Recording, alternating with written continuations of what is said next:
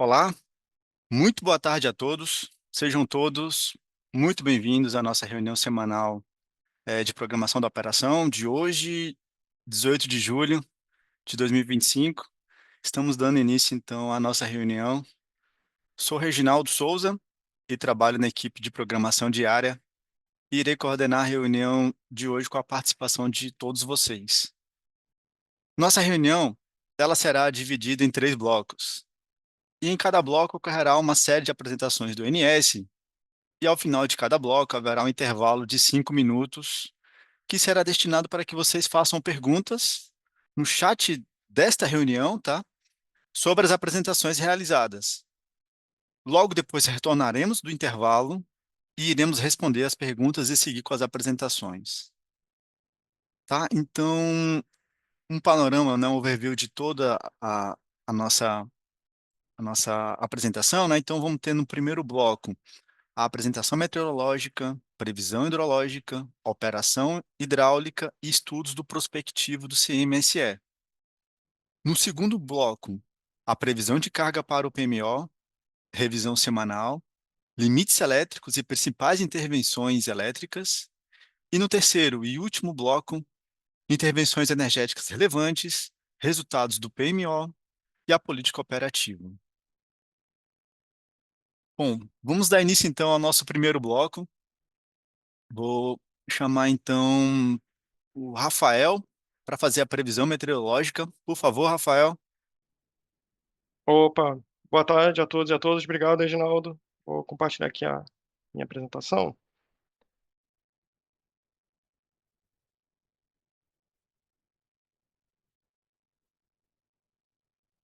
Ah, acho que, acho que foi. Começar então com a previsão meteorológica. Comentando rapidamente sobre a semana em curso, ela iniciou com um predomínio de céu claro nas regiões sul, sudeste, centro-oeste do país. A partir da quarta-feira, do dia 16, tivemos a passagem de uma frente fria, o avanço de uma frente fria pela região sul do país. Essa frente está avançando agora pelo litoral do sudeste, mas basicamente ocasionando apenas nebulosidade aqui na região sudeste, né? Ela ocasionou precipitação nas bacias do sul, especificamente aí o Jacuí e o Uruguai e o Taquariantas, mas os totais de precipitação foram baixos. De modo geral, a precipitação ficou abaixo da média nessas bacias aí para essa semana. Tá, nas demais bacias de interesse do SIM, não tivemos não teve ocorrência de precipitação significativa. Tá? Bom, comparando a semana atual em termos de temperatura mínima, né, a média da temperatura mínima, a semana atual ela apresentou uma suave elevação nas regiões sul e centro-oeste do país, tá, em termos aí de temperatura mínima. Nas demais regiões do país, os valores muito parecidos com os da semana anterior, então permanecendo em estabilidade nas demais regiões. E em relação à temperatura máxima, também observamos essa semana uma suave elevação na média da temperatura máxima nas regiões sul, sudeste e centro-oeste, né, em comparação com a semana anterior. E nas demais regiões do país, permaneceu valores muito parecidos, né, valores médios similares aos da semana anterior, permanecendo aí uma estabilidade aí nas regiões norte e nordeste do país. Tá? Bom, em relação à radiação solar média dessa semana, os valores observados essa semana muito parecidos com os da semana anterior. Então, em termos aí comparativos aí da semana anterior com essa semana, permaneceu em estabilidade na radiação solar observada nos parques, né, tanto das regiões nordeste como na região sudeste do país. E em termos de velocidade do vento, também essa semana em termos médios, tivemos um comportamento muito parecido, né, um valor médio muito parecido com o da semana anterior, com pouca variação aí da geração eólica no decorrer da semana em curso, né. Bom, o cenário que os modelos numéricos estão sinalizando para a próxima semana operativa é muito parecido com o da semana atual, da semana em curso, com prestação restrita apenas aí às bacias do sul do país, por conta do avanço de uma frente fria pelo Rio Grande do Sul no final, bem no finalzinho da próxima semana operativa, que irá ocasionar precipitação, principalmente ali no Jacuí e no Taquariantas, e com um total de precipitação abaixo da média semanal. Tá? Então, um cenário muito parecido com dessa semana. Nas demais bacias de interesse do SIM, sem precipitação significativa. Bom, considerando esse cenário que os modelos numéricos estão sinalizando para a próxima semana operativa, o que se espera em termos de temperatura tanto mínima como máxima, é um predomínio de estabilidade em praticamente todo o país, né, com exceção do Rio de Janeiro, que é esperado aí uma elevação na média da temperatura mínima para a próxima semana, e, em Belo Horizonte, em Minas, né, a expectativa é de uma elevação em termos de temperatura máxima na próxima semana.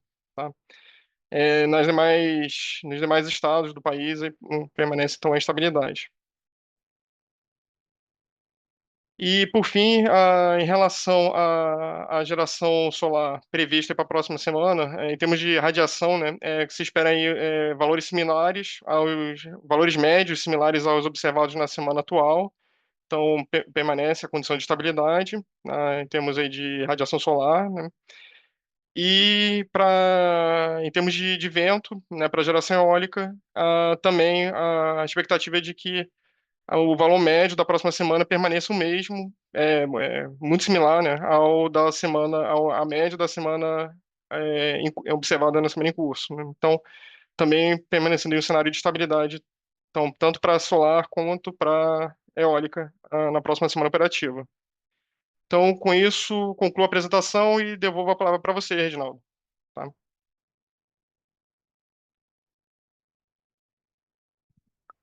Perfeito, muito obrigado, Rafael. Seguimos então com a apresentação agora da previsão hidrológica. Arthur, por favor. Boa tarde, Reginaldo. Boa tarde a todos. Então, dando início à apresentação da previsão hidrológica, antes eu só quero reforçar o aviso que foi dado também, né, nas últimas semanas sobre a remoção de Ponte Nova na bacia do Tietê dos produtos de previsão de vazões. É, a gente, a partir do PMO de agosto de 2025, o aproveitamento de Ponte Nova, que é localizado na bacia do Tietê, ele não vai ser mais representado nos produtos de previsão de vazões, visto que eles também vão ser retirados dos produtos de acompanhamento hidrológico. Só reforçando que esse aproveitamento ele não é utilizado nos modelos eletroenergéticos, e com isso os produtos, né, a saber aqui, os que vão ser afetados são os arquivos SMAPs, prévios, relatórios e vazões. Então, começando agora para a previsão hidrológica da revisão 3 do PMO de julho, a gente começa com o subsistema Sudeste e Centro-Oeste com uma previsão mensal em 80% da MLT. A gente pode ver aqui que nos valores verificados de ENA, a gente começou o mês próximo da média, mas a expectativa é agora de continuidade de valores abaixo da média de longo termo. O último valor verificado foi em 76% da MLT e a previsão mensal de 80% indica um percentil 17 para o mês de julho. Aqui, dando uma olhada nas bacias principais, a gente tem o Grande com uma previsão mensal em 60% da MLT para o mês de julho, o Paranaíba com 68% da MLT, o Paranapanema com 62% da MLT e o Paraná com 74% da MLT, né? Então, de maneira geral, todas as bacias apresentadas aqui estão com previsão abaixo da média de longo termo para o mês de julho. Para o subsistema sul, a gente teve valores muito acima da média verificados tanto no mês de junho quanto julho. Agora a gente já está verificando valores abaixo da média e a expectativa é de continuidade dessa recessão que a gente vem verificando. Ainda assim, a previsão mensal fica acima da média, com 115% da MLT, isso sendo o percentil 67 para o mês de julho nesse subsistema. Olhando para cada uma das bacias, a gente vê um comportamento análogo, principalmente aqui no Iguaçu e Uruguai, com esses aumentos que foram verificados tanto no mês de junho quanto julho, só que agora todos também abaixo da média, com o Iguaçu no percentil 69, o Uruguai no percentil 70 e o Jacuí no percentil 66. Para o subsistema Nordeste, a gente agora não pode nem dizer que é uma recessão, a gente está no comportamento de estabilidade da energia natural afluente, com a previsão mensal em 47% da média de longo termo, isso representando o percentil 6 para o mês de julho. Já para o subsistema norte, a gente vem constantemente abaixo da média de longo termo da energia natural afluente, desde aqui maio, que a gente está representando nesse gráfico. Com isso, a previsão mensal é de 66% da média de longo termo, o que indica um percentil 6 para o mês de julho nesse subsistema. Aqui o destaque para a bacia do Rio Tocantins, com condições também constantemente abaixo da média, uma previsão mensal em 55% MLT, sendo o terceiro percentil. Dando uma vista espacial, né, dessas previsões para a próxima semana, a gente vê que, em grande maioria, as previsões estão entre 40% e 80% da MLT. Os maiores destaques são Madeira, com uma previsão entre 120% e 160% da MLT. Aqui mais a norte, a gente tem o Atumã, Curuaúna, Jari e Araguari, com previsões entre 80% e 120% MLT. O Parnaíba também tem a previsão entre 80% e 120% MLT.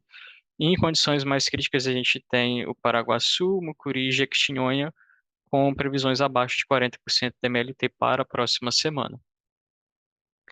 E por fim, agora falando da evolução da ENA mensal no último ano, a gente pode verificar aqui o predomínio da ENA na região sudeste, principalmente agora nos últimos meses a gente vem verificando uma condição de redução dessa energia natural afluente. Do mês de junho para o mês de julho a queda não é tão significativa. Para o subsistema sul a gente tem uma condição que em junho foi mais expressiva de energia natural afluente, agora a expectativa para o mês de julho é uma redução. Já para o subsistema norte, a expectativa é de praticamente manutenção do patamar que foi verificado em junho, e no Nordeste também aquele comportamento de estabilidade. Falando da previsão mensal, esse mês de julho teve uma previsão com pouca variabilidade em todos os subsistemas. O subsistema sul teve a previsão variando entre 113% e 115% MLT, agora com a revisão 3 indicando 115%. O Sudeste também variou entre 82 e 80, então a revisão 3 indicando esses 80% da MLT. Subsistema Norte variando entre 64 e 66, para a revisão 3 indicativa é de 66%. E o Nordeste, que a partir da revisão 2 teve esse indicativo de 47% MLT e que se manteve na revisão 3. Com isso, eu encerro minha apresentação, Reginaldo, devolvo a palavra para você e fico à disposição para eventuais dúvidas. Perfeito. Obrigado, Arthur. Dando continuidade, então, às nossas apresentações. Próxima apresentação agora, operação hidráulica. Leonardo, por favor. Boa tarde, Reginaldo. Boa tarde a todos e a todas. Deixa eu compartilhar a tela. Eu imagino que vocês já estejam vendo minha tela. Deixa eu colocar em modo apresentação. Falar um pouquinho da operação hidráulica. Essa semana a gente teve, começando aqui pelas salas de acompanhamento de crise da agência, capitaneadas lá pela Agência Nacional de Águas e Saneamento Básico, a ANA. Então, essa semana tivemos aí a Paranapanema, do dia 18/6, a nossa última reunião. Semana que vem a gente tem, no dia 23, a reunião do Paranapanema. Paraná, a última aconteceu no dia 26 de junho, a próxima está aí marcada para o dia 31/7, finalzinho do mês de julho. São Francisco, a gente teve uma no início do mês de julho, a próxima agora está marcada para o início do mês de agosto, 5 de agosto. Essa semana a gente teve a sala do Tocantins, dia 15/7, a próxima marcada aí também para o dia 26 de agosto. O Sul aconteceu no dia 10/7, a próxima marcada para o dia 14/8, o Norte 24/6, a próxima marcada aí também para o finalzinho do mês de julho, no dia 29, tá? Também tivemos a sala do Alto Paraguai, né, do Pantanal, que aconteceu no dia 26/6, e a próxima também marcada para o último dia do mês de julho, tá bom? Aproveitando, falando um pouquinho do que a gente levou na sala do Tocantins, que aconteceu nessa terça-feira, aqui a gente traz uma simulação do que é esperado do comportamento do volume útil lá no reservatório da UHS Serra da Mesa, tá? Então, o horizonte de simulação foi do dia 14/7, segunda-feira dessa semana, até o final do mês de agosto, 1º de setembro. E o cenário de afluência veio do nosso modelo SMAP, considerando ali um cenário de precipitação de chuva estendida retirada lá do modelo SMWF, tá? Nesse horizonte, o que que a gente está vendo aí? Até o final do mês de julho, a gente ainda está sob as condições lá da temporada de praias da resolução da ANA. Então, Serra da Mesa segue praticando ali os 600 metros cúbicos por segundo, com uma pequena margem de tolerância de até 5% de flutuação desse valor que é permitido lá pela resolução. Então, o que a gente considera aqui é exatamente que julho ainda vai ficar na prática desses 620 metros cúbicos por segundo, que é isso que tem sido defluído é, do lado da usina de Serra da Mesa, tá?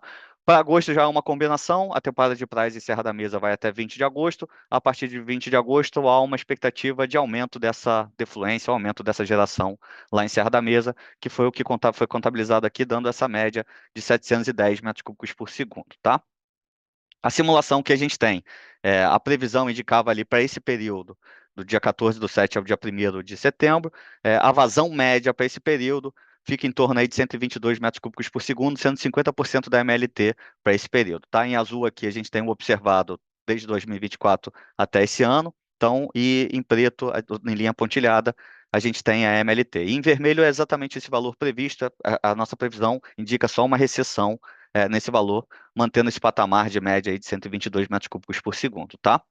Nesse outro gráfico, a gente tem um acompanhamento do reservatório, então, o que foi observado desde julho de 2024 até agora, né, até julho de 2025. O reservatório está partindo, então, aí com 69% praticamente do seu volume útil, e a expectativa é que inicie lá o iniciozinho de setembro, atingindo aí 63% do seu volume útil, tá? Essa é a expectativa do ONS com a operação pretendida, a expectativa de operação que a gente tem para o reservatório, e com essa expectativa de vazão afluente para a Serra da Mesa. Passando aqui, agora a gente traz um pouquinho do acompanhamento das usinas de Jupiá e Porto Primavera, lá do Baixo Paraná, desde o iniciozinho de junho, desde praticamente ali de meados de junho, a gente conseguiu rebaixar a geração, a defluência, tanto de Porto Primavera quanto de Jupiá. Porto Primavera, na linha tracejado e vermelho, é o limite de 3.900 metros cúbicos por segundo, e para Jupiá, hoje a gente pode praticar até 3.300 metros cúbicos por segundo, tá? E na linha vermelha mais escura e na linha azul mais escura, a gente tem, então, a defluência que tem sido praticada, observada aí nesses dois reservatórios. Então, tanto Jupiá quanto Porto Primavera permanecem, enquanto condições sistêmicas permitirem, né, essa redução, manter a geração reduzida. Então, Porto Primavera vem defluindo aí perto de 3.940 metros cúbicos por segundo, enquanto o Jupiá tem praticado ali praticamente 3.336 metros cúbicos por segundo, tá? Reginaldo, era isso que eu tinha para apresentar hoje. Eu devolvo a palavra e fico à disposição para eventuais questionamentos. Deixa eu só tirar. Pronto. Beleza. Muito obrigado, Leonardo. Seguimos então com a próxima apresentação. Estudos prospectivos do CMSE, horizonte de julho até dezembro. Wagner, por favor. Boa tarde, Reginaldo. Boa tarde a todos e todas. Deixa eu colocar aqui na tela.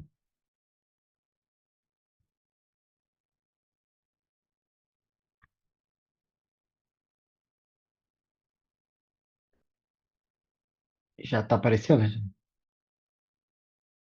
Sim, aham. Beleza.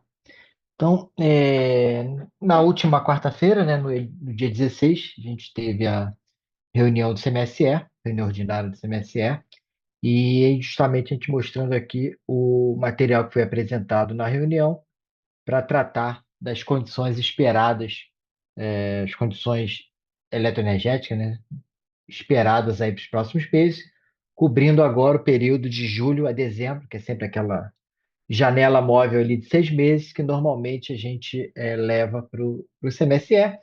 Isso aqui é um slide padrão aqui, para mais ou menos contextualizando o estudo prospectivo. Vamos direto aqui para as premissas, a premissa de ENA e depois os resultados. Então, no que se refere ali à ENA do SIM, lembrando que no prospectivo a gente trabalha com cenário inferior e cenário superior. Então, no cenário inferior, para o período, um valor médio ali do período julho a dezembro, em torno ali de 73% da MLT, uma ENA assim, e o superior, cenário superior, 98% da MLT. Nesse texto mais aqui abaixo, um pouquinho do detalhamento por subsistema e o posicionamento no histórico, né, dessas ENAs, mas aí fica para consulta. Mas o grande destaque mesmo em relação à ENA, de um estudo para o outro, principalmente de um estudo para o outro, é justamente a condição do Sul, e a gente vai ver que isso refletiu tanto na avaliação energética quanto na avaliação de potência. Então, no último estudo, no estudo apresentado no início de junho, já tinham começado ali as chuvas no sul, mas ainda não era um quadro ali de persistência. Além do mais, também as chuvas até aconteceram, né? Acima do previsto ali, principalmente no início lá do período. Então, quer dizer, a gente vai ver que agora essa atualização representou uma variação muito grande aí, bem relevante na condição esperada para o sul, refletindo aí nos outros subsistemas. Então, já partindo aqui para os resultados, a evolução de armazenamento da região sudeste, a gente nota que estava esperando, no período passado, esperando ali partir ao final de junho, em torno de 65,6, 64,6 no inferior e 65,6 no superior, e a partida foi até acima desses dois valores, refletindo justamente essa melhor condição no sul, que acaba, lógico, refletindo também, principalmente no sudeste, muito em via da possibilidade de reduções de intercâmbio, que acabam refletindo na possibilidade de você guardar mais água nas cabeceiras. E além do mais também, as chuvas acabaram pegando também um pouco ali, não só a incremental a Itaipu, mas também Paranapanema, Tietê, possibilitando também um ganho de armazenamento nessas bacias. Então, essa condição de partida e também uma melhora nas zenas previstas, nas vazões previstas, principalmente ali nos primeiros meses futuros, né? Então, nos leva a essa condição aqui da linha contínua, onde praticamente superior e inferior andam juntos aqui, e a gente tem uma diferenciação, basicamente, quando a gente começa a falar de entrada de período úmido, né? Então, do próximo período úmido, que é ali setembro, outubro, principalmente a partir do final de setembro, outubro. Então, é aí que diferencia o estudo, mas ambos os cenários, mesmo na condição inferior, você tem um depressionamento ali ao longo de todo o horizonte, mas ainda em valores acima das curvas referenciais de armazenamento, e aí que são valores comparados com os armazenamentos verificados no ano 2024, né, no ano anterior. Então, aquilo que eu comentei, quer dizer, a grande diferença desse estudo em relação à ENA foi exatamente a condição do sul. Isso reflete diretamente aqui no armazenamento da região, onde o pontilhado reflete a trajetória vista no que foi apresentado no CMSE de junho, onde você tinha uma elevação basicamente só ali no final do horizonte, enquanto que, por conta das chuvas ocorridas aí em junho, até o início de julho ali, você já parte de uma condição bem melhor, inclusive no verificado, vem se verificando até acima do que estava sendo previsto, e essa condição ela permanece elevada aí de armazenamento ao longo de todo o período, revertendo aí em relação ao estudo anterior apresentado, é uma reversão aí da condição. Do Sim sem muito destaque, basicamente o que foi comentado para o Sudeste reflete aí no Sim, então uma abertura maior aqui dos cenários, já conversando com a entrada do próximo período úmido, numa condição mais desfavorável no cenário inferior, numa condição mais favorável no superior, mas ambos ainda acima das regiões amarela e vermelha da Serref. Aqui a expectativa dos armazenamentos que são acompanhados ali nas regras da ANA, né? Então, mais ou menos quando a estimativa delas passarem ali para as zonas, para as faixas de operação de atenção. Então, só um acompanhamento que é feito normalmente para o CMSE.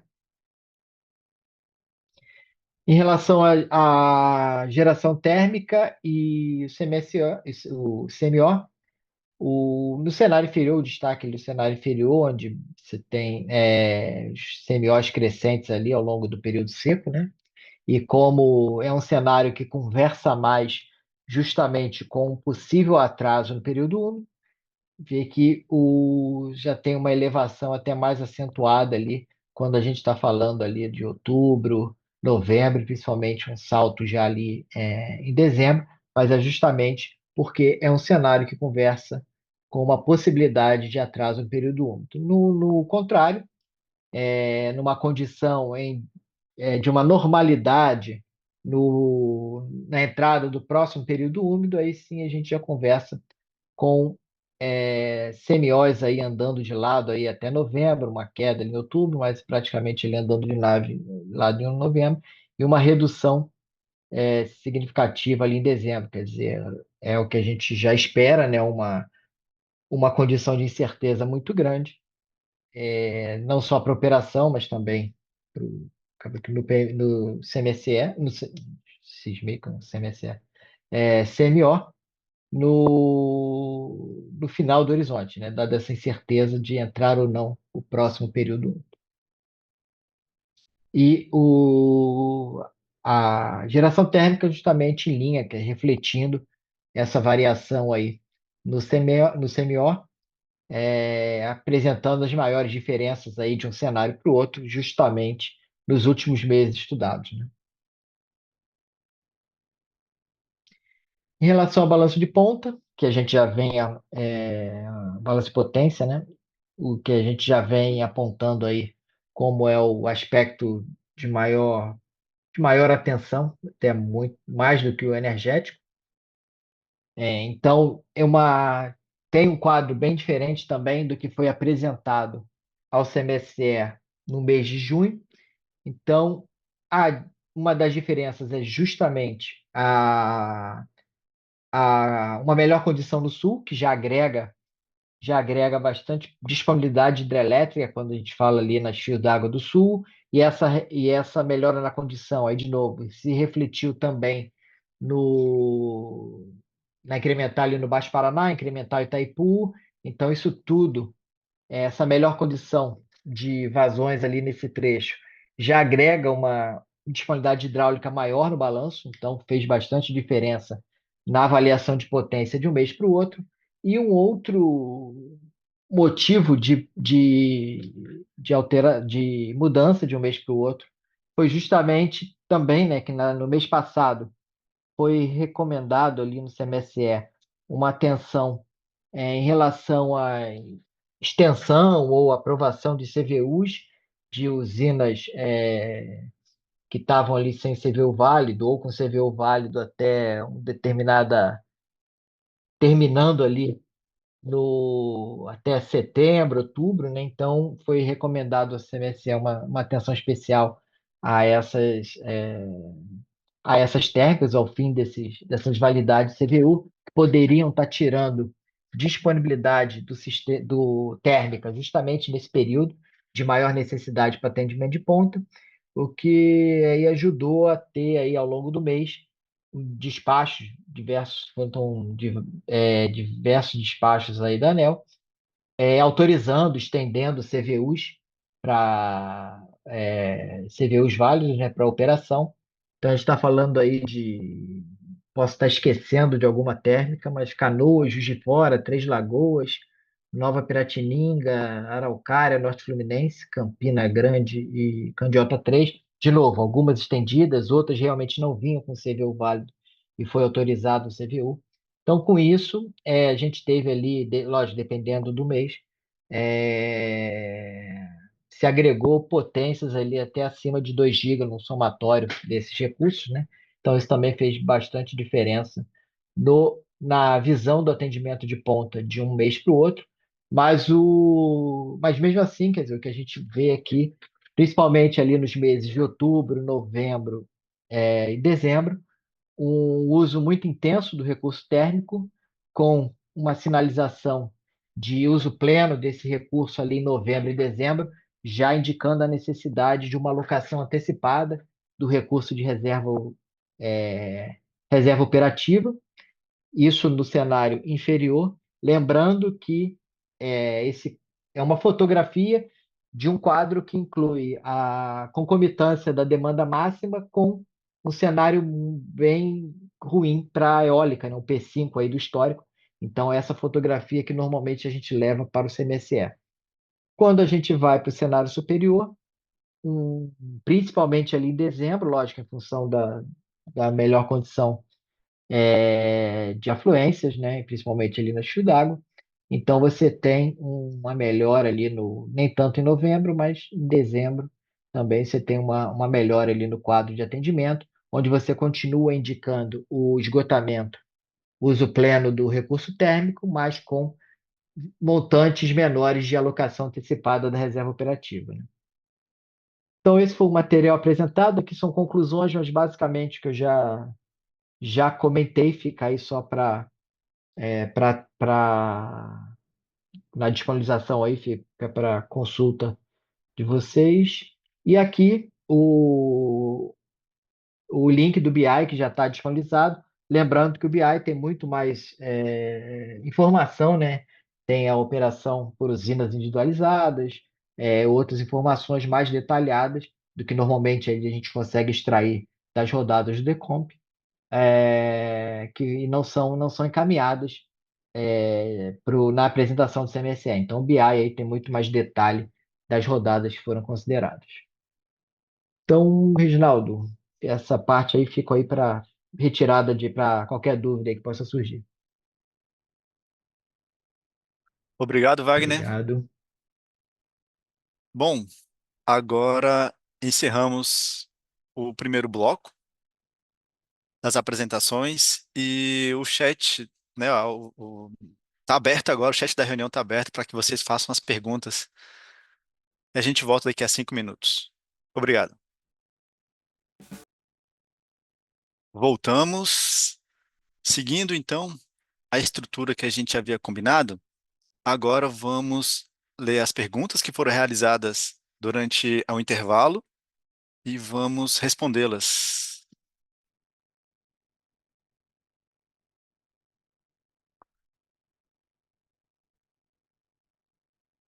Bom, pergunta do Cláudio, da Speak Brasil. Pergunta: o INES possui alguma prospectiva para o aumento da defluência da OHE Itumbiara? Bom, a geração da OHE Itumbiara, a gente não está conseguindo alocar a geração dela no sistema, então ela está com geração bastante reduzida e com uma geração, um regime mais dedicado de geração no período de ponto de carga. Então, é basicamente um terço do dia, apenas com geração na usina de Tumbiara, e a gente não está conseguindo elevar as defluências em função da carga que ainda está muito baixa no período de inverno do Brasil. Mas à medida que a carga começar a aumentar, a gente volta a utilizar os recursos de Tumbiara, e assim aumentando a defluência ali para a usina de São Simão, tá? Mas por enquanto não está sendo possível elevar. Vamos ter que aguardar. Bom, seguindo, agora as apresentações, as perguntas que foram realizadas e ainda não tiveram resposta, a gente vai levar para o próximo intervalo, tá? Seguindo então as apresentações do bloco 2, vamos começar então com a previsão de carga para o PMO, revisão semanal. Marcela, por favor. Oi, Reginaldo, boa tarde a todos. Um minuto para eu compartilhar aqui.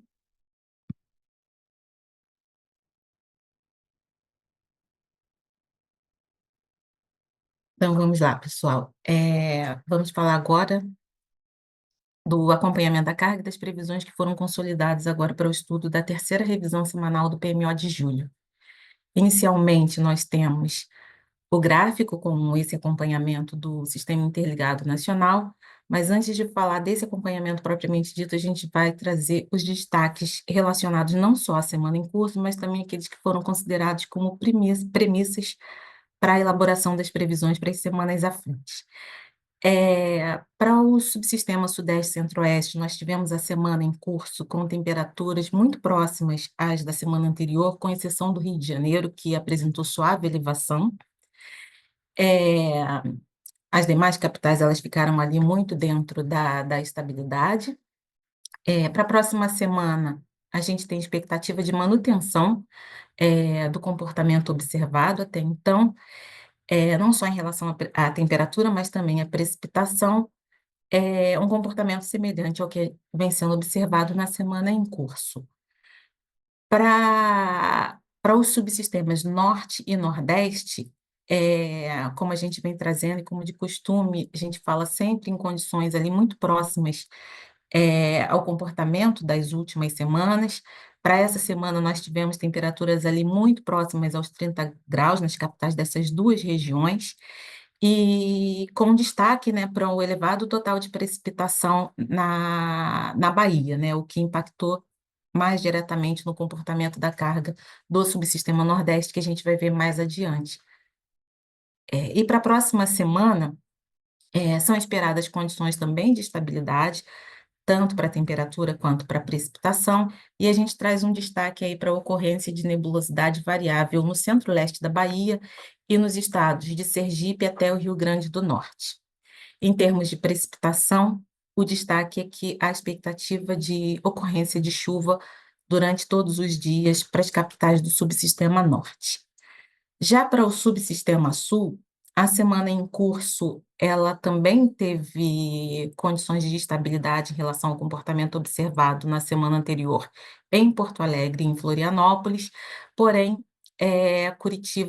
Curitiba apresentou também elevação das temperaturas na semana em curso.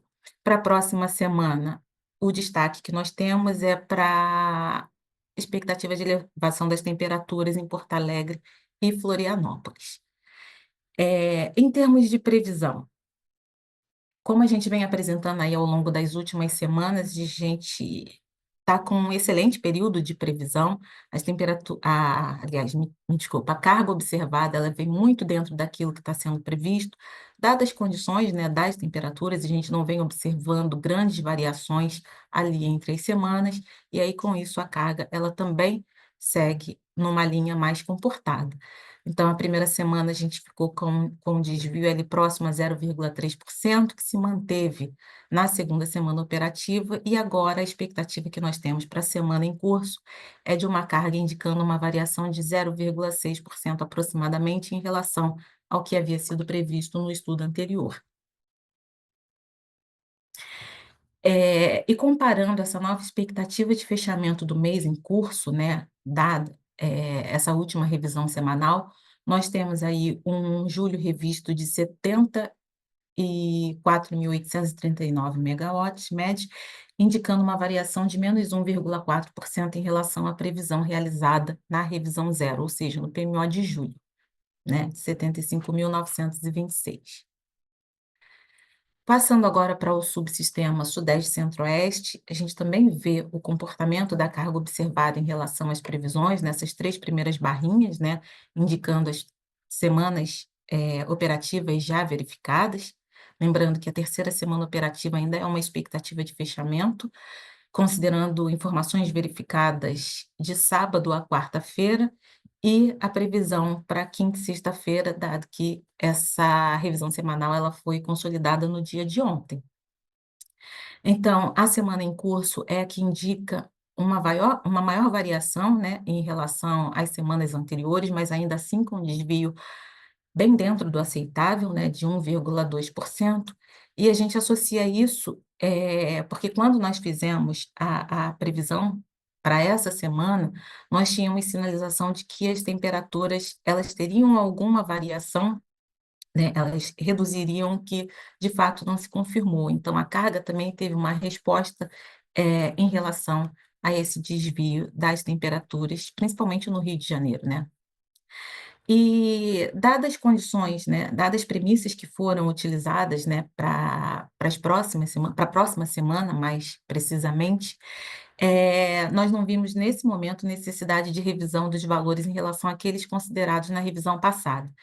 Então, em relação a isso, as semanas do horizonte de previsão, elas se mantêm em relação à revisão 2, indicando aí variação nula, né, nas semanas 4 e 5.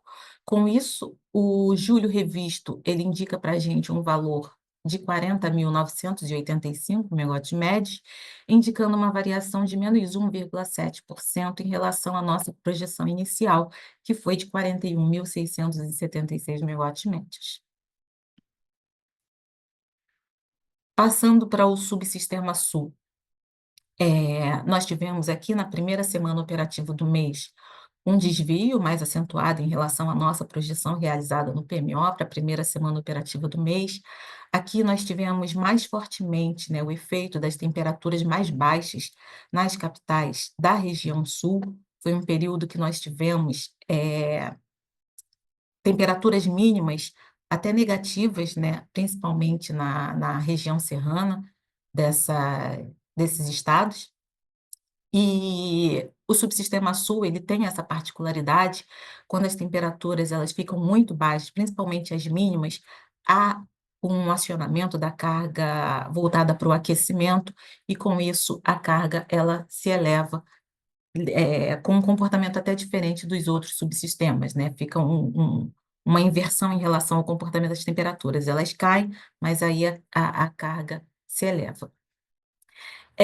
Com o ajuste, né, das temperaturas, as temperaturas se elevando já a partir da segunda semana, mas ainda se mantendo em patamares a menos, muito dentro daquilo que se é esperado para a época do ano, a carga voltou para um nível mais baixo, aqui na segunda semana de 13.257, e agora na terceira semana operativa do mês, com uma expectativa de um valor próximo a 13.600 megawatts médios.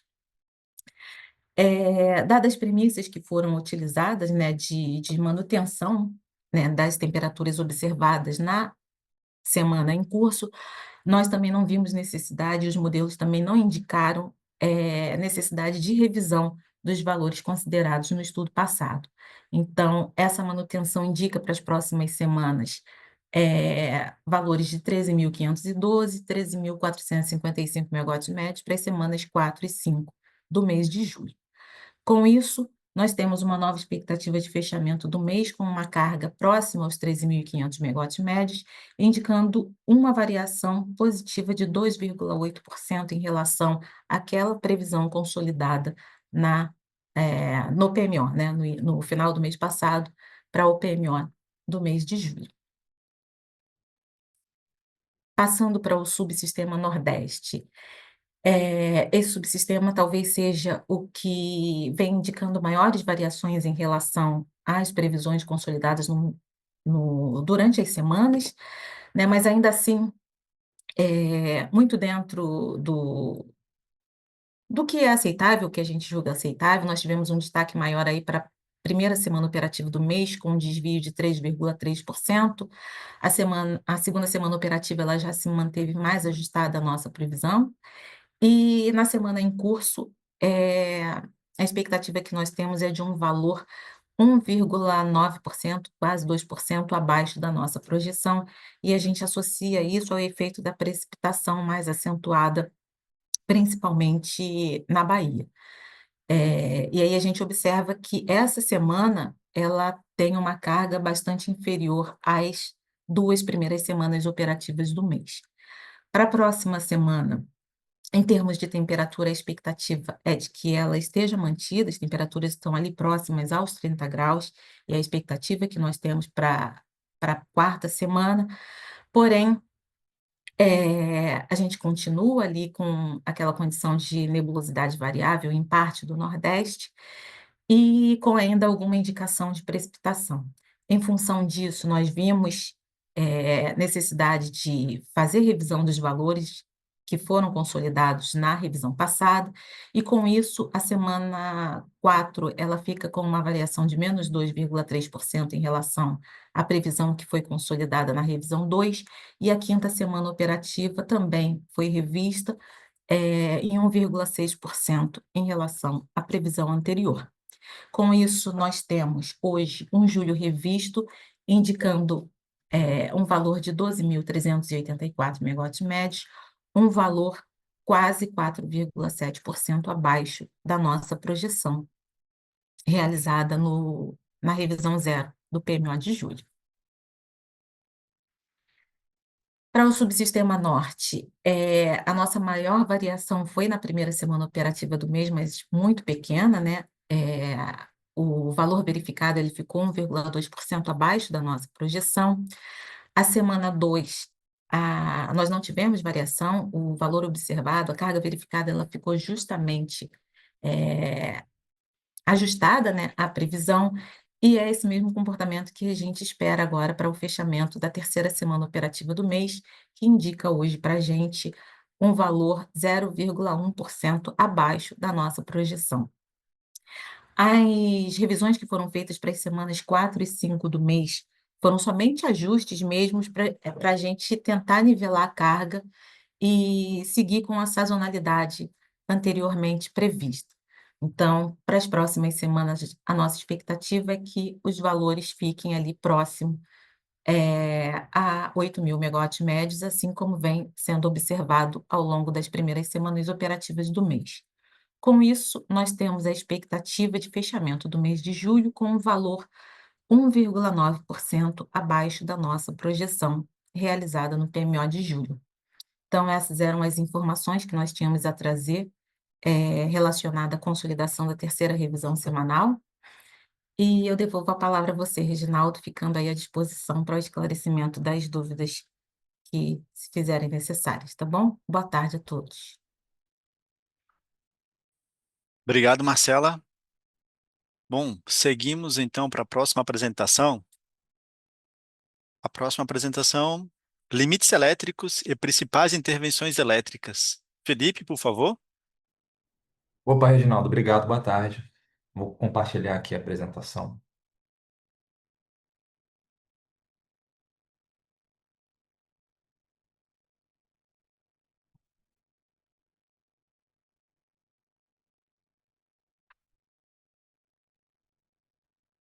Bom, acho que todos já devem estar conseguindo ver a apresentação. Vou comentar agora sobre os limites elétricos com impactos na programação e as principais intervenções com as restrições eletroenergéticas. A primeira intervenção vai ser uma intervenção na barra A de 500 kV da subestação de Janaúba 3, e essa intervenção possui a programação de 5 às 16 dos dias 19/7 e 20/7. E para que o sistema suporte a perda da barra B de Janaúba, deverá ser adotada uma restrição de FNS em até 2.800 megawatts e o FNES em até 6.300 megawatts. A próxima intervenção é uma intervenção na barra de Sobral, 500 kV, e o período dessa intervenção é das 7 horas do dia 19/7, sábado, até as 7 horas do dia 21/7, segunda-feira. E para que o sistema suporte dinamicamente contingências com falha de disjuntor, deverão ser adotada uma restrição do fluxo FNEM, que deve estar limitada entre 4.700 megawatts, né? Aqui seria menos 4.700 até 4.700. Eu vou corrigir depois da apresentação. Próxima intervenção, uma intervenção na subestação de Barreiras, 500 kV, e a programação é das 9 às 10h30 do dia 21/7, segunda-feira. E para que o sistema suporte dinamicamente contingências com falha de disjuntor, deverá ser adotada uma restrição do FNES em até 7.500 megawatts, FNS em até 2.500 megawatts e o FNEM em até 5.200 megawatts.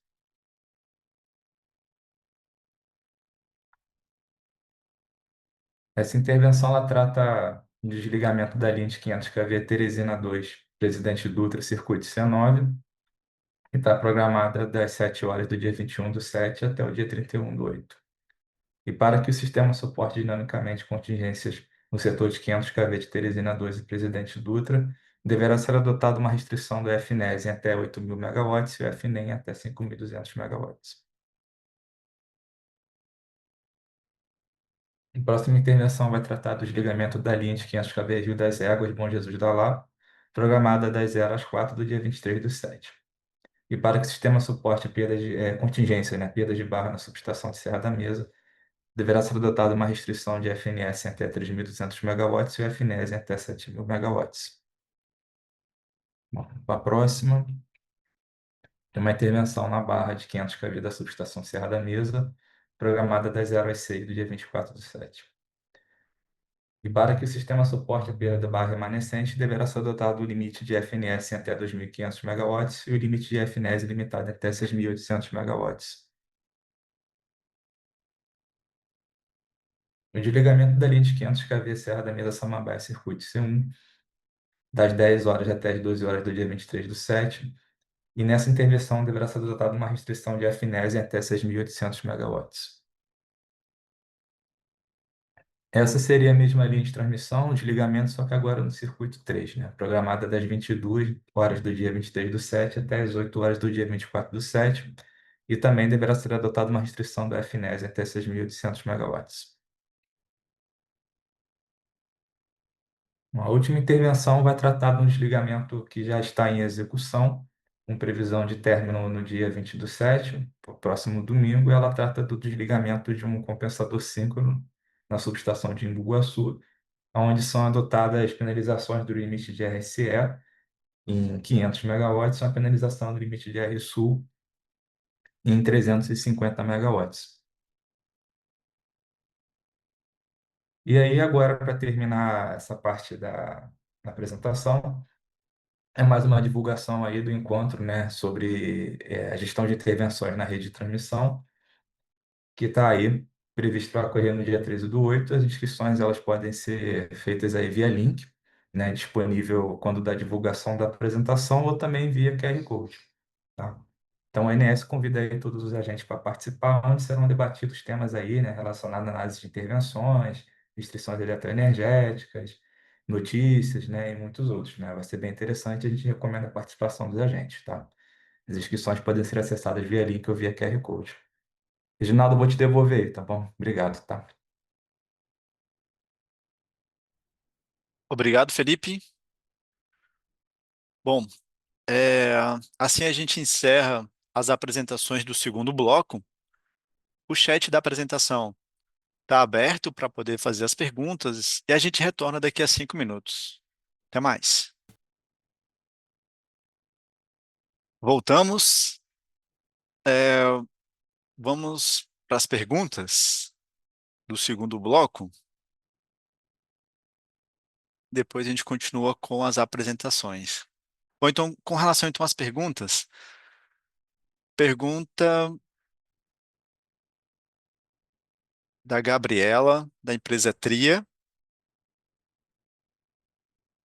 Prezados, a REN 1032, no artigo 27, dá o prazo de 30 dias após o término do mês operativo para a publicação do relatório que aponte as falhas e propostas de correção no caso de identificação de erros no modelo. O caso da UHE Canastra foi apontado como um erro, no entanto, não encontrei o relatório referente a ele, embora já tenha decorrido o prazo. Este relatório já foi publicado? Para responder essa pergunta, eu vou chamar a Diana. A Diana, por favor. Diana? Boa tarde, Reginaldo. Boa tarde, Gabriela. A documentação final, com a análise que foi realizada pelo CPEL sobre o comportamento de canastra nos modelos, né, considerando a entrada de canastra, ele ainda está em fase de finalização, tá? A gente não tem data certa de publicação, mas a previsão é que ele seja encaminhado e disponibilizado em breve para todos os agentes. Perfeito. Obrigado, Diana. Próxima pergunta. Boa tarde. Já temos uma data para divulgação dos resultados da segunda revisão da carga? Para responder essa pergunta, eu vou chamar a Marcela. Marcela, por favor. Boa tarde novamente.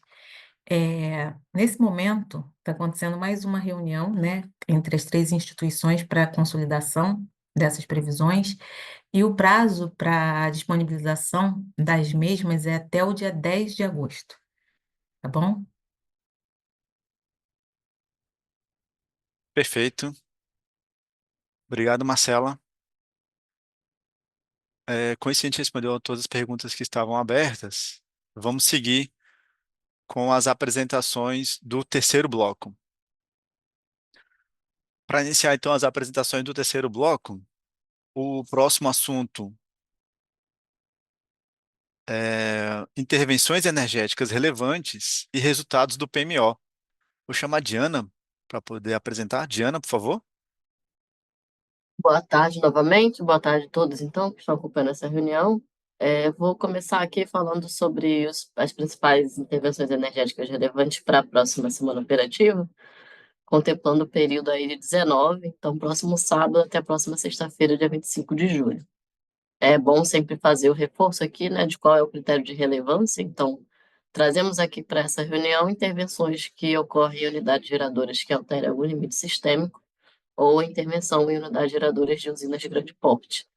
Então, começando aqui pelos destaques do subsistema Sudeste, temos uma manutenção preventiva prevista para a usina térmica GNA1, na unidade geradora 13, programada para ocorrer do dia 21 até o dia 23 de julho. Uma manutenção preventiva, também preventiva, na unidade geradora 7 da usina hidrelétrica de Itaipu, do setor de 50 Hz, no período de 21 de julho até 8 de agosto. Desligamento da usina de Peixão de Cal, programado para o dia 19 de julho, do período de 9 até as 13 horas. Uma manutenção preventiva na unidade geradora 3 de Serra da Mesa, nos dias 21 e 22 de julho. E para Lajeado, manutenção preventiva na unidade geradora 5, no período de 22 de julho até 20 de agosto. E na unidade geradora 4, mas para atividade auxiliar, para possibilitar essa manutenção na unidade geradora 5. E essa parada na unidade geradora 4 é apenas do dia 21 ao dia 25 de julho, no período de 23 horas até 6 horas da manhã. Para o subsistema Sul, temos o destaque aqui para a unidade geradora 1 da usina hidrelétrica de Machadinho, no dia 19 ao dia 21 de julho. Uma parada também na unidade geradora 4 da usina hidrelétrica de Governador Bento Munhoz, de 19 a 21 de julho.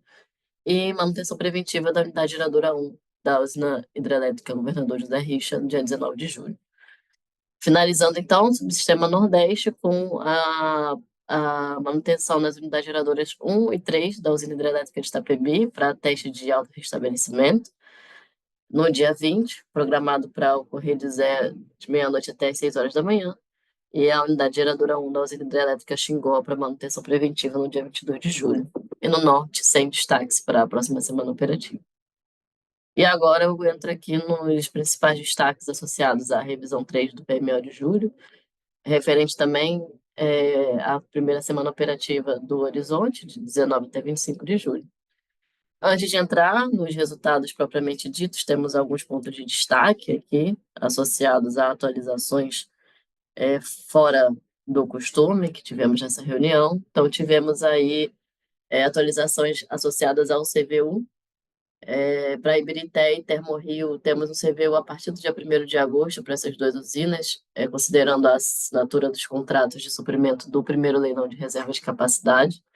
Então, para essas usinas, a gente tem um CVU Merchan válido até dia 31 de julho, e a partir do dia 1º de agosto, o CVU novo associado a essa antecipação da LRK.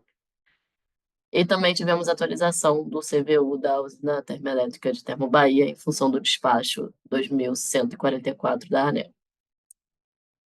E entrando agora nos resultados, aqui a gente indica o CMO obtido pelo DECOMP para a primeira semana operativa do estudo para todos os subsistemas em todos os patamares de carga.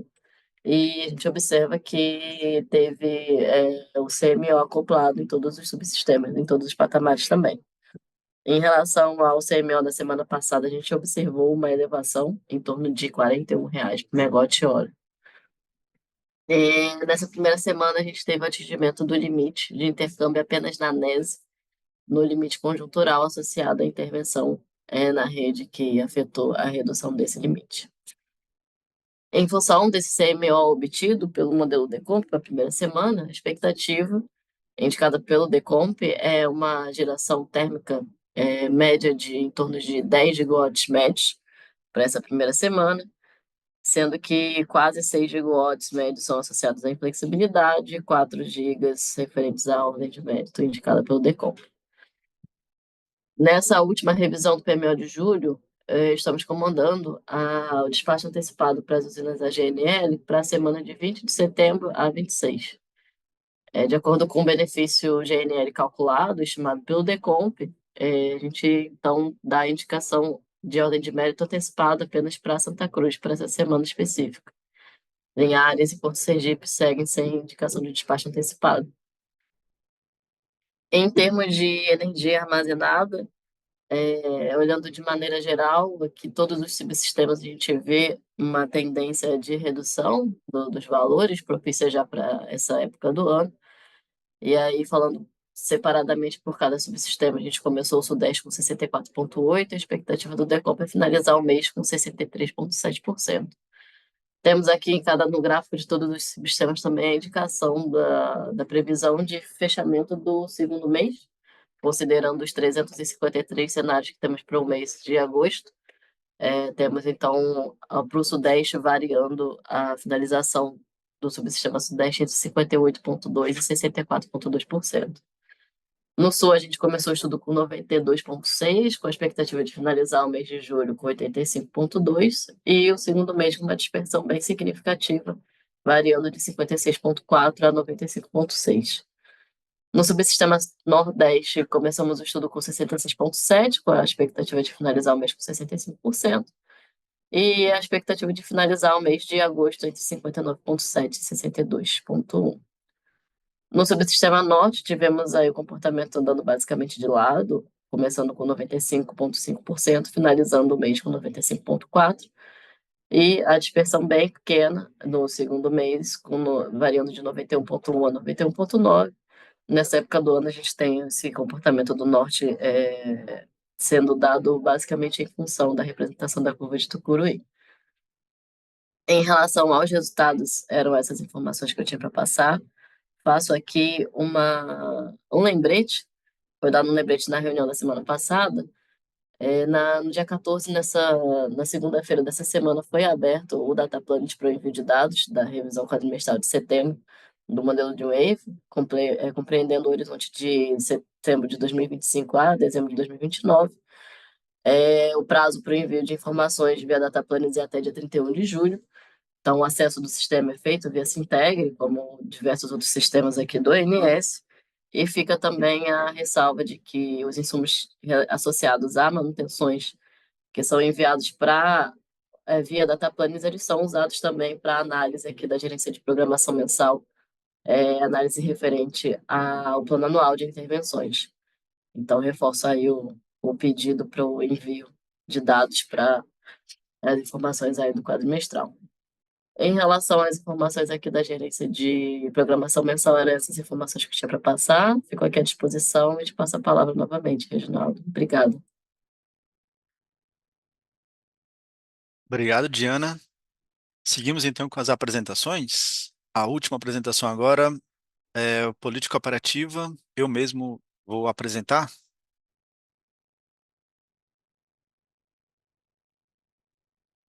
Compartilhar a tela.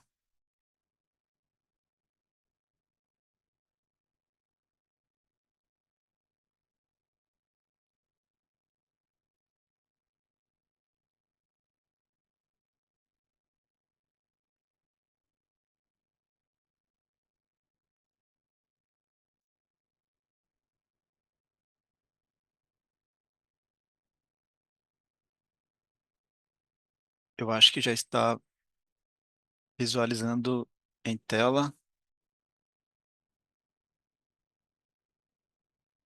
Ah, ok. Obrigado. Bom, então, política operativa, tá? Agora vamos apresentar os principais destaques da política operativa da última semana, de 12 a 18, né, de julho, nessa semana operativa em curso, trazendo também o acompanhamento do DC na programação diária.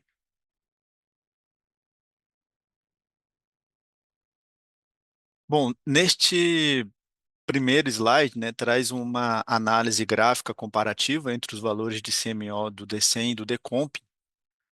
No DECOMP, o CMO médio semanal foi de 215 com 46 para todos os subsistemas. E no DCEM, os valores de CMO acompanham os valores, né, referenciais aí do DECOMP, destaca-se como as principais diferenças, né, que os CMOs são reduzidos, né, em todos os subsistemas no período de carga leve. do fim de semana e também no vale de carga do almoço nos dias úteis, né? Então a gente percebe então esse comportamento para todos os semiós de todos os subsistemas. Os semiós diferenciados aí no subsistema sul, né, devido ao limite do fluxo Bateias, né, o FBTA, conforme a MOP ONS 183S 2025. É, Semiós diferenciados aí também no subsistema norte e nordeste, em alguns períodos, né, devido à limitação, é, transmissão da linha de 500 kV a Sul 3, Jaguaruana 2, Jaguaruana 2, Pacatuba, conforme a IO de operação normal do Nordeste 5NE. Fluxo Juscelino, que é o JUSC, FJUSC, né, conforme a IO de operação normal do Sudeste e Nordeste.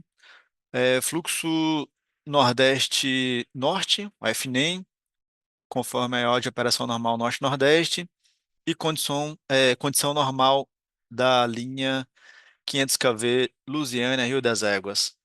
Esses são os principais limitantes ali da região Nordeste, Norte-Nordeste, né, para a transferência de energia para o Sudeste e Centro-Oeste. Demais variações de CMO durante a semana operativa são decorrentes aí do melhor detalhamento da carga, da rede elétrica e também da previsão de geração de usinas não simuladas no DECEM.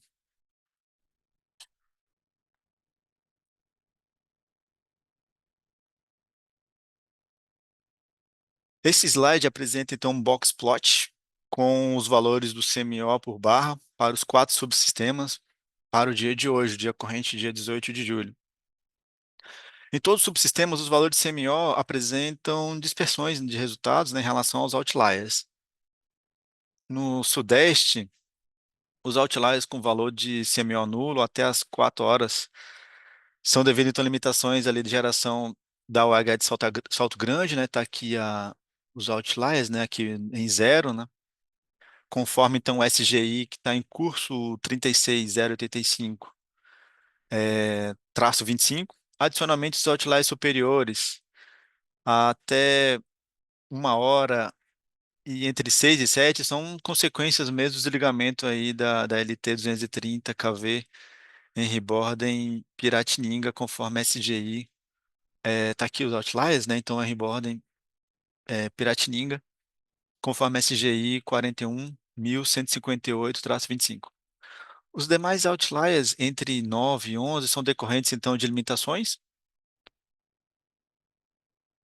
O fluxo Norte-Nordeste, FNEM,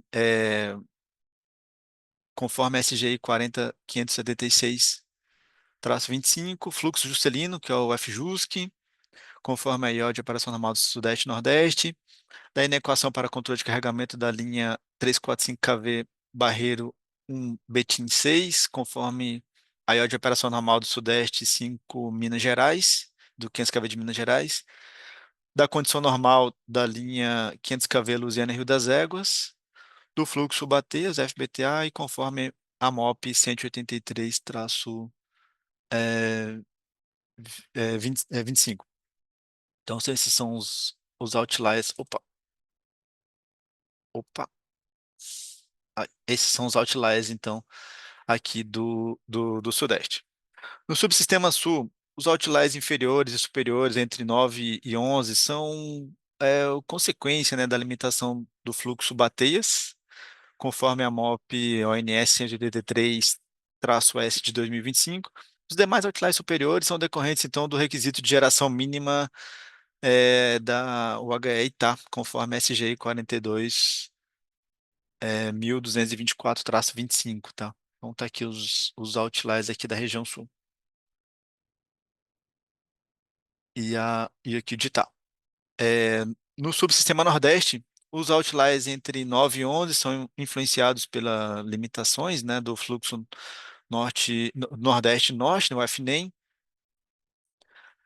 conforme SGI 40.576-25, o fluxo Juscelino, o FJUSC, conforme a operação normal do Sudeste e Nordeste, em equações do controle de carregamento da linha 345 kV Barreiro 1 Betim 6, conforme a operação normal da área 500 kV de Minas Gerais, e condições ali da condição normal, né, de operação da linha 500 kV Lusianas e Rio das Éguas.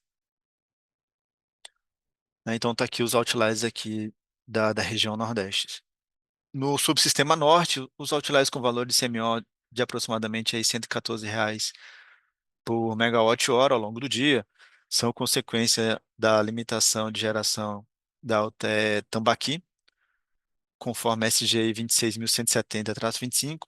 Os demais outliers ocorrem devido às limitações do fluxo do FNEM, conforme SGI aí 40.576-25, fluxo Juscelino, né, o FJUSC, operação normal Sudeste e Nordeste, e inequações aí para controle de carregamento da linha 345 kV Barreiro 1 Betim 6, conforme a operação normal do 500 kV de Minas Gerais, tá? Então, esses são o quadro de blocos plot.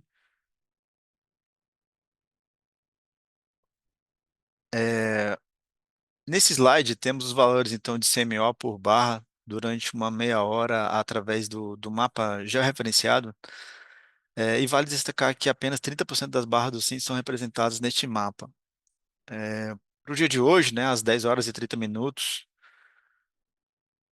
a gente então observa então valor de CMO diferenciados no subsistema Nordeste, devido às limitações então aí do fluxo Nordeste para o Norte, o FNEM.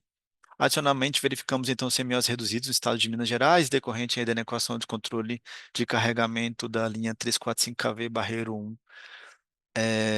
Betim 6, né? Então tá aqui a foto dos CMOs aí da 10 horas e 30 minutos da programação do dia corrente.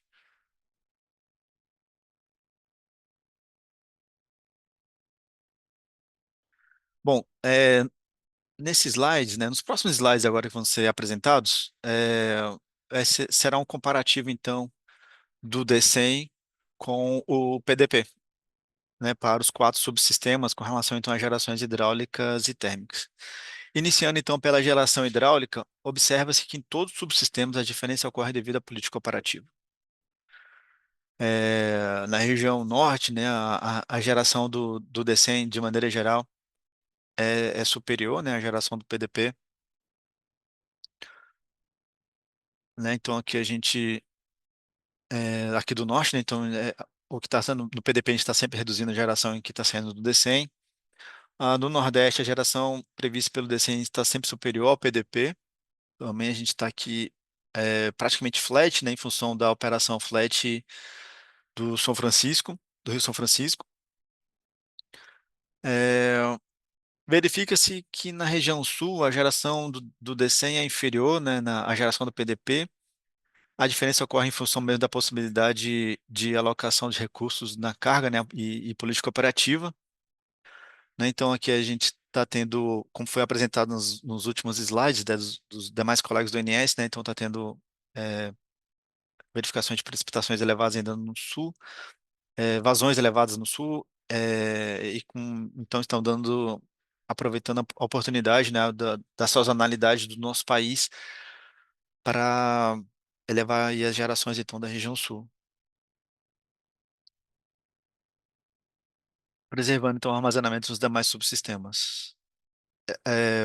E para o Sudeste, Centro-Oeste, de maneira geral, a geração DCM é superior à geração do PDP, né? Então a gente tem, sempre que possível, armazenar o Sudeste durante esse período do inverno para utilização nos demais é, estações aí do ano.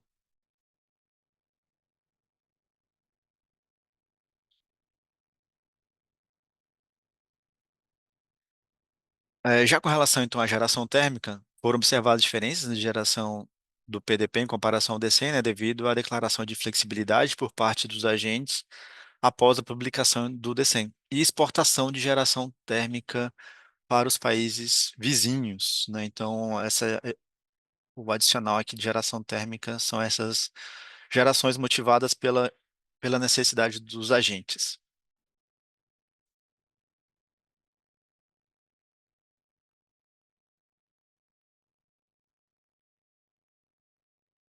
Com relação, então, ao intercâmbio internacional, para o Uruguai, nessa semana operativa, tivemos seguintes informações. Aqui não houve, né, exportação de devolução, a gente não teve recebimento de energia alguma do proveniente aí do Uruguai. Não houve exportação termoelétrica e houve exportação de energia vertida turbinável, transmissível, exceto aí no dia 16, né? Então aqui a gente percebe todos essas ocorrências aqui foram em função apenas de transferência de energia vertida turbinável para o Uruguai. E para a Argentina, nessa semana operativa, né, tivemos então exportações de energia termoelétrica, né, de 13 a 18, né, e aqui em azul, exceto somente o dia 12 que não teve.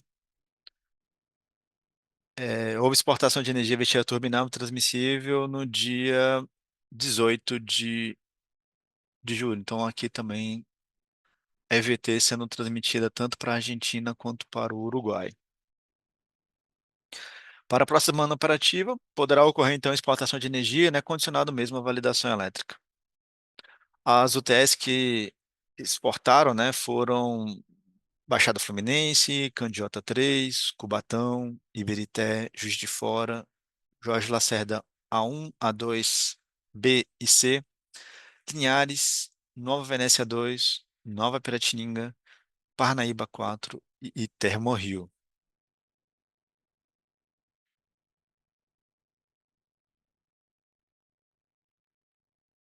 Com relação então à oferta de resposta à demanda para essa semana operativa, houve acionamento apenas no dia 18, né? O montante aí foi de 5 megawatts, aqui no dia 18 de julho, né? Com um valor aí de R$ 200 por megawatt-hora na modalidade D-1. Está aqui a ocorrência de 5 megawatts.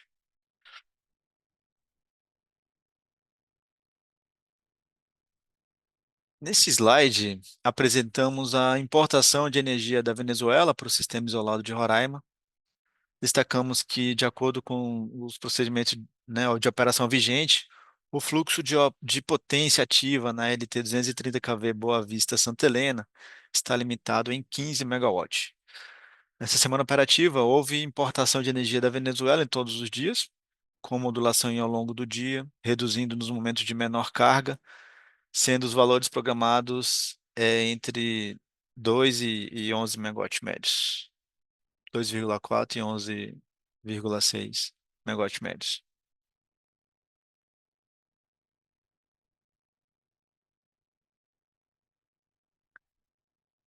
Bom, agora apresentamos o gráfico com balanço médio para o subsistema, em patamares semi-horários, né, programados para essa semana operativa em curso, né? Então, para o Sudeste, a gente observa aqui, então, um perfil importador em todos os patamares de carga,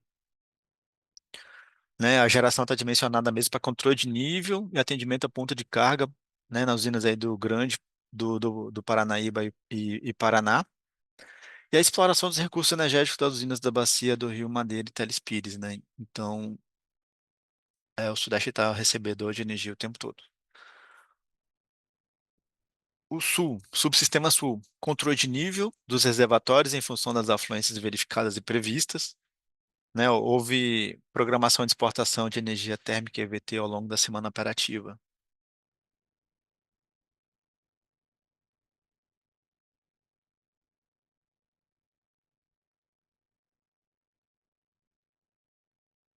Bom, para o Sistema Nordeste, o, o perfil é franco exportador, né, de energia em todos os patamares de carga. A operação hidráulica está minimizada, né, com relação à geração da cascata do Rio São Francisco, né, considerando que o reservatório de Sobradinho entrou na faixa de atenção. E para o Sistema Norte, é uma geração bem dimensionada para atendimento a ponto de carga, né? Então, ele é recebedor boa parte do dia e a potência, a disponibilidade das usinas da região norte, elas são direcionadas para o período de ponta de carga.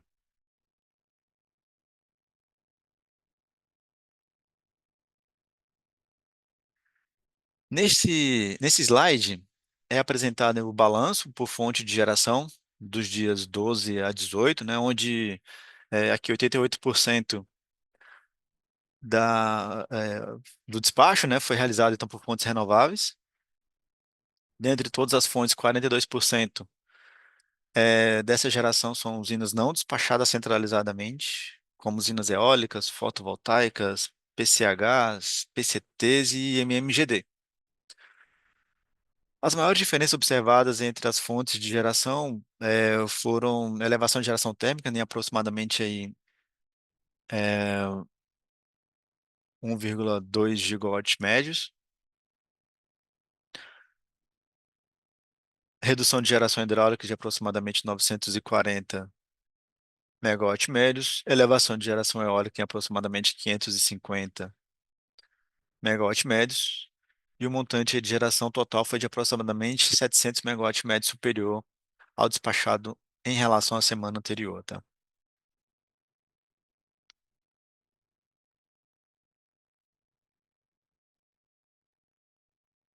Nesse slide, apresentamos a previsão de geração eólica para a próxima semana operativa, né? Então, menor geração média está prevista aí para hoje, né, o dia 18, com aproximadamente aí 14,3 gigawatts médios. Já a maior média está prevista aí para o dia 24 de julho, com aproximadamente 18,1 gigawatts médios, né? Então, estamos com uma evolução de eólica para a próxima semana operativa bastante acentuada. Este é o período de ventos, né? Então, realmente é bastante expressivo as médias de geração.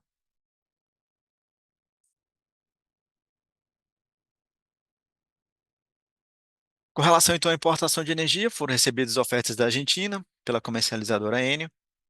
A oferta foi composta de 3 blocos. Os montantes variam aí de 500 a 1.000 megawatts médios, né, em todos os patamares de carga. Os CVUs aí variam aproximadamente de 1.269 a 1.734 reais aí por megawatt hora. E percebe-se que todos os blocos tiveram um aumento de preço em relação ao ofertado da semana anterior, tá? Pelo Uruguai, foram recebidas ofertas de importação pelas comercializadoras Enel, BTG Pactual e Bolt Energy. As 3 ofertas foram divididas em 8 blocos. Então, aqui os blocos recebidos, né, sendo 2 de 33 megawatts médios e 6 de 17 megawatts médios para todos os patamares de carga. Os CVUs aí de cada bloco pode ser visto na tabela, né, com valores variando entre 392 e 2.177 reais por megawatt-hora. Nota-se que todos os blocos tiveram aumento de preço em relação ao ofertado da semana anterior. Essa diferença de preço em relação à semana anterior pode ser vista abaixo nas tabelas, nas respectivas tabelas, tá? Tá aqui as diferenças de preços em relação à semana anterior.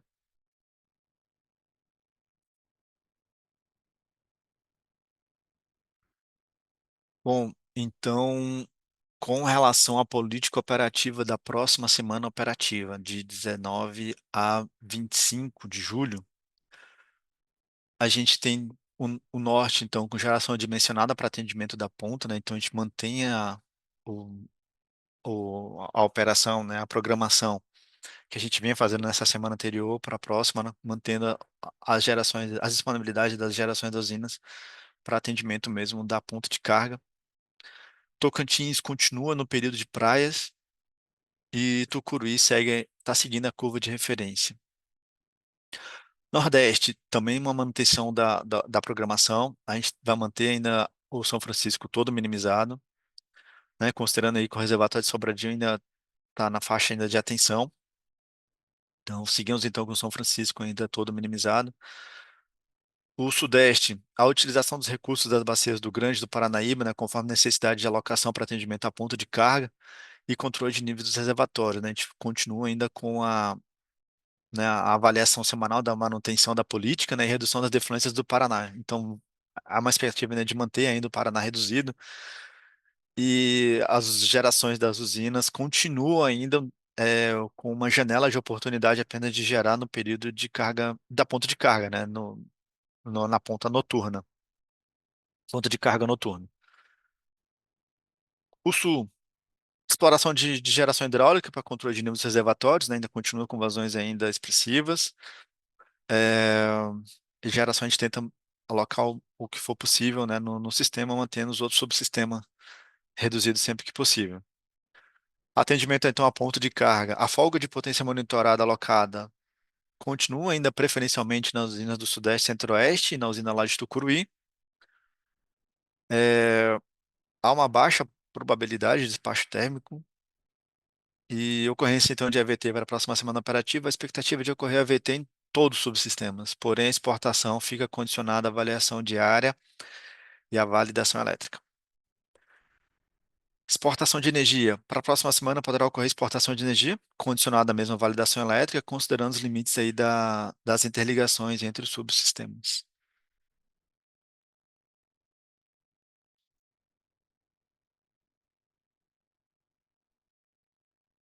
Informes. Com relação então aos informes, houve a publicação, né, da Portaria Normativa MME número 105, de 28 de março de 2025, né, é, que visa aí operacionalizar as usinas térmicas em condições de maior flexibilidade, né, com recurso disponível para a utilização do INS, no atendimento aí à ponta de carga do SIM.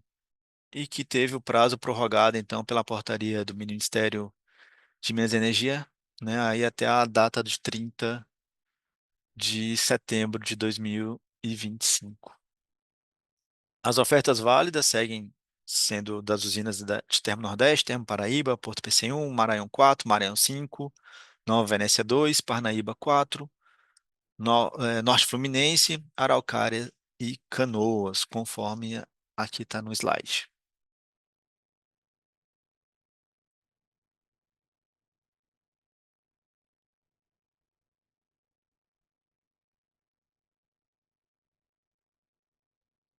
Bom, é, aqui acho que eu passei mais de um slide aqui. Isso. Então aqui o informe da PRD, a geração de Pampa Sul, né, deveria se limitar a 250 no período de 8 de 8 às 16, no dia 6 de julho, conforme aí o SGI. E, no entanto, devido à existência então, de uma carga de 24 megawatts conectada na mesma barra, no DEC do dia 6, a geração bruta usina foi de 274. E aí, conforme também estabelecido nesse SGI, os limites superiores para o somatório de fluxo de potência ativa da linha Itacaiunas Colinas, Imperatriz Colinas, né, o Finisco, de 2.300, né, contudo, há uma inconsistência no cadastro de expressão para o modelo DC, os decks dos dias 8 e 7 consideraram, então, indevidamente o limite superior, de 2.200 para o Finisco. Então, isso foi ajustado.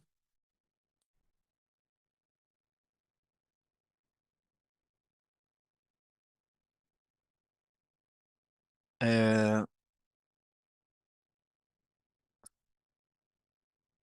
essas informações estão sendo todas publicadas no Sintegre, tá? Conforme a PRD, PRI, PLC 06 de 2025, tá?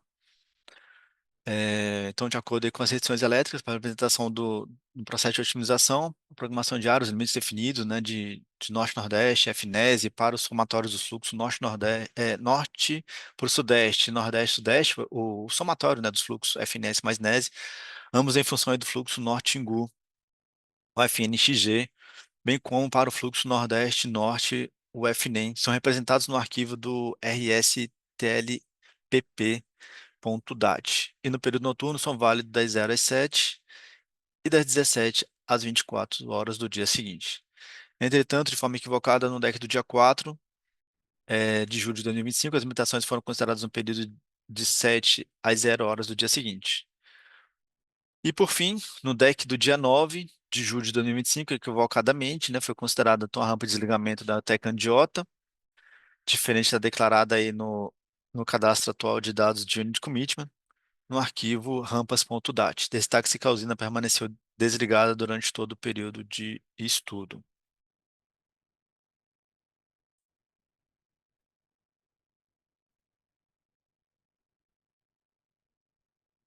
Consideração da atualização do polinômio cota-vazão para o uso de Itaipu do PMO de agosto de 2025. Bom, então seguindo o despacho de 1884 de 2025 da ANEEL, os modelos DECOMP e DECEM passam a utilizar a atualização do polinômio para a cota jusante da usina de Itaipu. Este polinômio considera de forma mais representativa a influência da vazão da UH Baixo Iguaçu, na cota de jusante da UH Itaipu. Nos dados de DECEM, né, o único arquivo a ser alterado é o arquivo polinjus.csv. Para falar do Decomp, eu vou chamar a Diana, por favor, Diana, para poder complementar esse slide. Oi, Reginaldo, boa tarde novamente. Em relação aos dados do Decomp, além do arquivo Polinjus, assim como o DCEM, a gente tem uma alteração adicional também no arquivo da ADGE. É um bloco associado à representação da vazão lateral, que vai ser para se representar a influência da vazão lateral na cota de jusante de Itaipu. Então, fica aí na apresentação o extrato desse bloco. A apresentação vai ser divulgada ainda hoje. Fica aí para referência.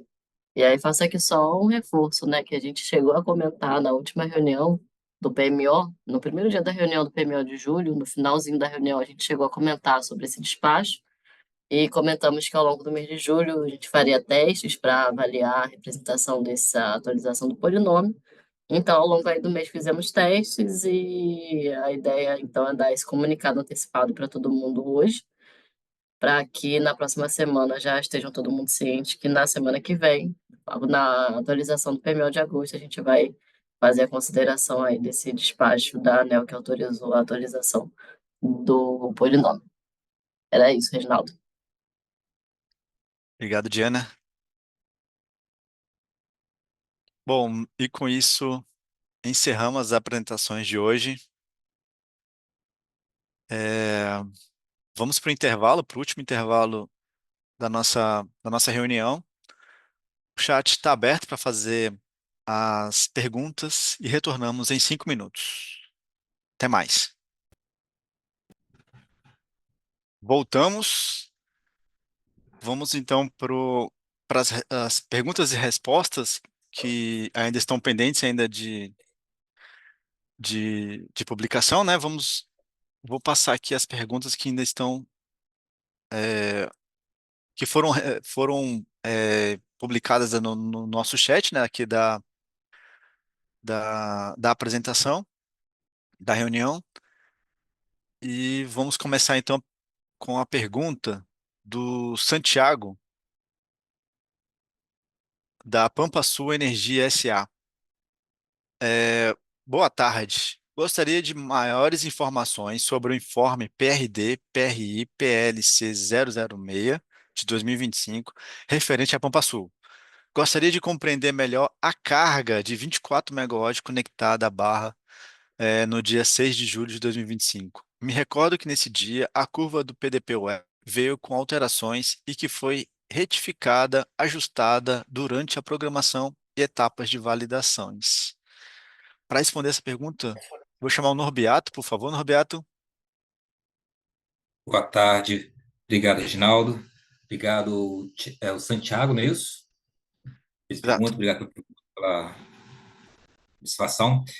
Essa carga é uma carga interna da própria usina declarada. Ela vem diretamente nos casos bases do arquivo de rede modelo D100, né? Os mesmos casos bases que é utilizado na rede e em outros programas de flow da rede. Ela é uma carga flat, não passa pelo tanque, né? Não é tanqueada ao longo do dia e fica sempre constante ali.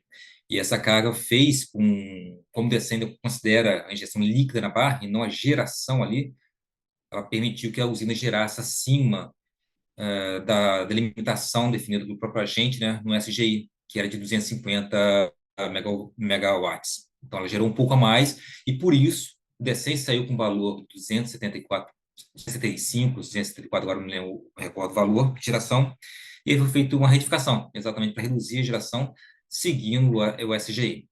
Mas, com relação à carga específica, uma carga interna da usina, né, que não é flat. E a solução para esse problema é redimensionar essa carga em uma outra barra ali próximo, que também faz parte ali da usina.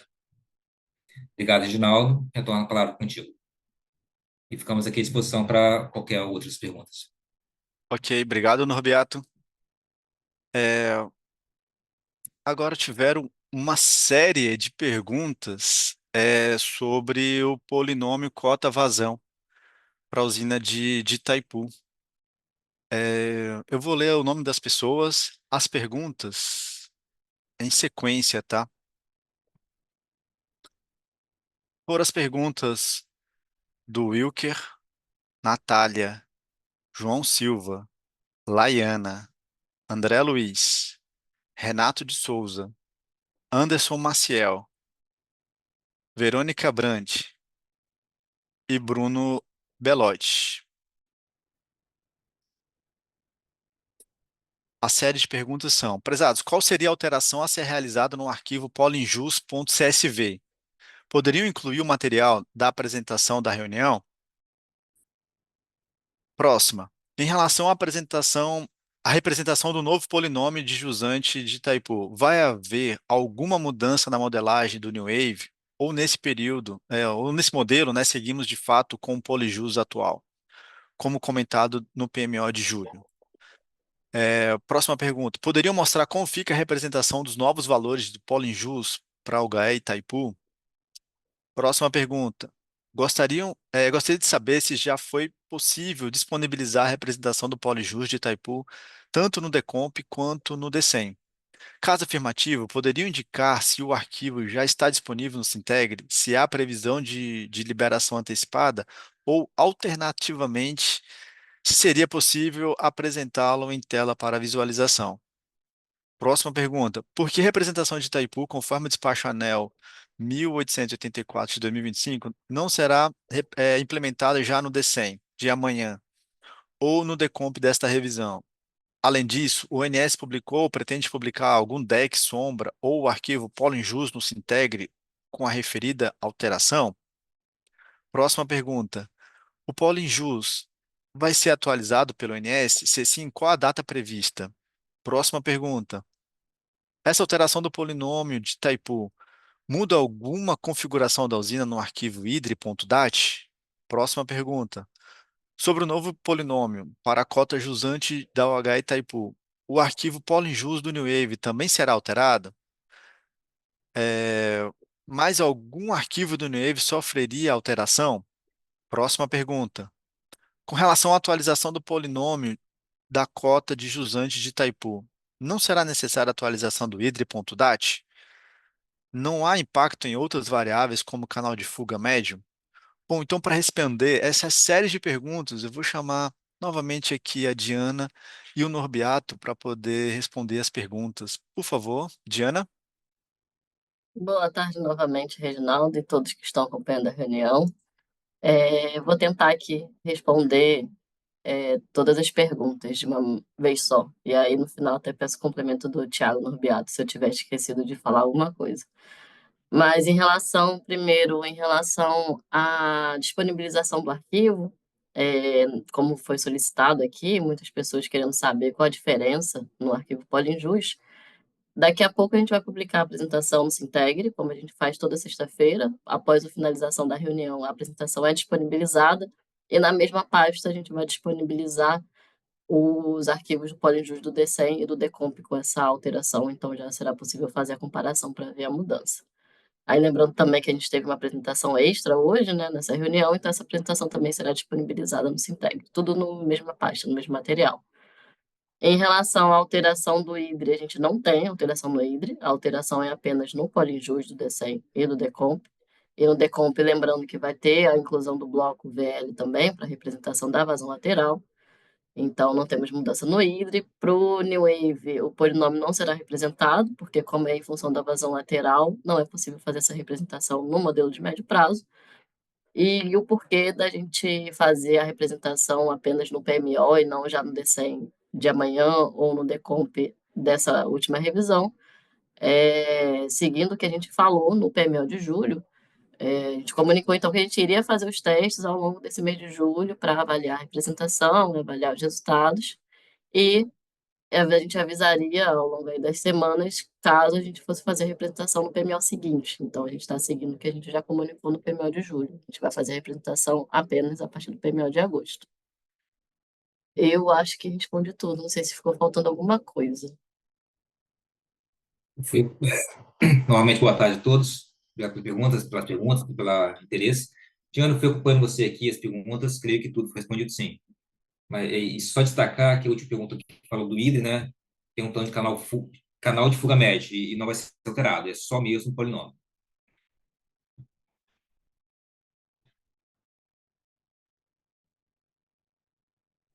Obrigado aí, Diana e Norbiato, por responderem prontamente aí as dúvidas, né? E não há mais nenhuma pergunta no nosso chat. Então, encerramos as perguntas no chat da nossa reunião aqui. Bom, então com isso, agradeço a todos pela participação. Gostaria de também agradecer a todos que interagiram e realizaram as perguntas no chat da reunião. Caso tenham alguma pergunta ou dúvida, vocês podem enviar para o canal de atendimento do NS no Fale Conosco, tá? É, agradecemos então a todos. Um ótimo restante então de tarde de sexta-feira e um ótimo final de semana para todos. Muito obrigado e boa tarde. Tchau, tchau.